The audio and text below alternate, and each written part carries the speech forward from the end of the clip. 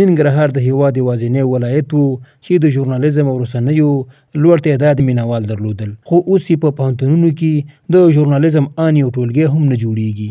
دلته د خصوصي پوهنتونونو مسؤلین وایي چې د ژورنالیزم زده کړې ورکوي. د دوی په وینا چې پر رسنیو وروستي محدودیتونو ژورنالیزم سره د ځوانانو لیوالتیا کمه کړي، ځکه ځان ته پکې غوره مسلکي او اقتصادي راتلونکی نه ګوري.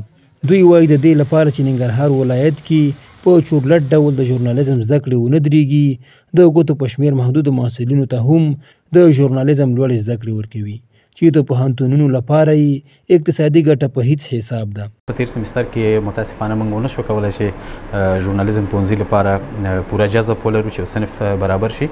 ټول 12 کسانو ورته نوملیکنه کړې وه. دې لپاره یې پوهنځی ایجادول ډېر مصارف غواړي او بیا نه کېده چې باید موږ ورته پوهنځی ایجاد کړی وای. پر رسنیو همدې تازه محدودیتونو او د دوی اقتصادي ستونزو له امله دا ځوان اړ شوی چې د ژورنالیزم زده کړې په 4م سمستر کې نیمګړې پرېږدي او شخصي کاروبار ته مخه کړي.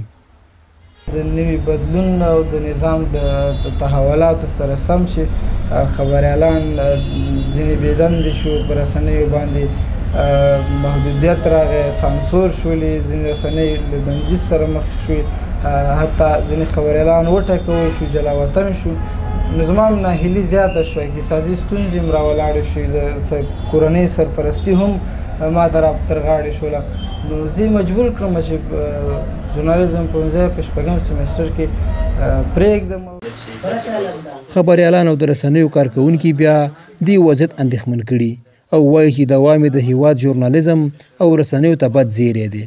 دوی وایي نه یوازې به د مسلکي خبریالانو نشتون د رسنیو کار کمزوري او بې باوره کړي، بلکې په دې ډګر کې به د خبریالانو له لوري د تخطیو سره غړونو شمېر هم خورا زیات شي. که چېرته دغه پوهنځي تړل کېږي، یو لوی زیان به د ژورنالیزم کورنۍ ته یا د رسنیو کورنۍ ته دا وي چې کېدلی شي چې په رسنیزه برخه کې هره ورځ تخطی رامنځته کېږي، هره ورځ غیر قانوني کړنې رامنځته کېږي. که چېرته دې برخې ته پاملرنه ونه شي، زه په دې باور یم چې په راتلونکي کې زموږ د ډېری رسنیو د بندېدو کېدلی شي چې همدغه یو لوی لامل شي چې زموږ رسنۍ به بند. که چېرته دا چاره همدغسې په ګړندۍ حالت کې روانه اوسېږي، زه په دې فکر یم چې که پوهنتون بند شو نو زموږ رسنیز فعالیتونه به هم ټکني کېږي. افغانستان کې د تیرو 20 کلونو لاسته راوړنو په ډله کې د رسنیو چټک پرمختګ، د بیان او رسنیو ازادي هم د نوملړ په سر کې یادېږي، خو وروستیو 2 کلونو کې دا برخه د نورو هغو په څېر ډېره ځپل شوې ده.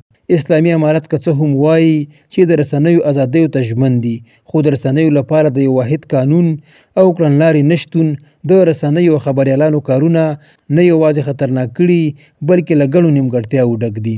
له ژورنالیزم سره د ځوانانو د لږه لیوالتیا یوازې په ننګرهار پورې نه محدودېږي، بلکې د هیواد په ټولو سیمو کې یاد پوهنځی ورته حالت تجربه کوي.